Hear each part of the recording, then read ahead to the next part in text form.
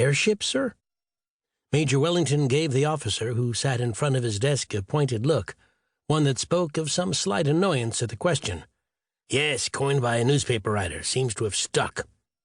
Lieutenant Michael Valiantine looked down at the dress hat he held in his hands and back up at the major. He said nothing, unsure of what he could say about it all. "This," Wellington said, tapping a file that lay on his desk, "says you've been prone to speak your mind at times. Well, speak it, man." Valiantine had been away from the service almost a full year, and everything around him seemed odd. Nothing looked familiar, though he couldn't see how that much could have changed in a relatively short span of time to afford him such disquiet. The major in particular came off as a different sort of man, though he hadn't been Valiantine's direct superior before the lieutenant had been wounded in order to convalesce for an indeterminate period after his release from the Army hospital.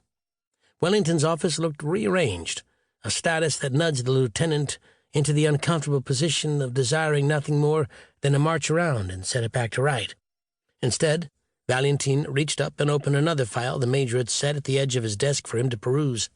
Inside it lay several sheets of paper, all of them choked with reports of airships. "I'll go over it again, Valiantine. They tell me you're fit for duty, so I expect you to listen and get a firm handle on the situation." Wellington leaned forward in his chair, took a cheroot from a wooden box, and lit it from an ornate lighter he was using as a paperweight.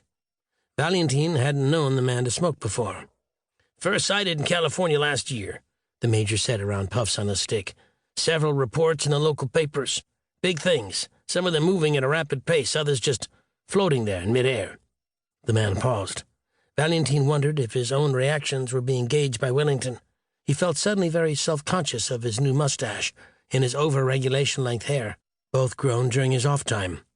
"Unlike anything anybody had ever seen before," the major continued, "and able to move at a speed that staggered the imagination, and no two of these things described alike in their physical makeup." Then they started moving eastward. Valiantine turned one report over to glance at the next. He spied the word Nebraska there. "Seem to be following the rail lines," the major said, puffing away, "or at least that's what some genius somewhere deduced. Can't nod to the validity of that. Anyway, these airships started appearing over Wyoming, Nebraska, Illinois. Latest reports were only just last month, right up to the Illinois-Indiana line. Then, nothing." The lieutenant looked up at Wellington. "Flocks of birds? Eagles? No, absolutely not." "Cloud formations? At night? Look at the damn reports, Valiantine." "Then if there's anything to this, someone's made some advances, certainly." The major praised him with half-open eyes. "Yes, but who and how?" Valentin's head swam. He hadn't expected to return to anything like this. In the service since he was 18, he'd been on detached special duty for almost 10 years, operating out of the War Department building in Washington, D.C., and going where he was needed, doing what he was ordered to do.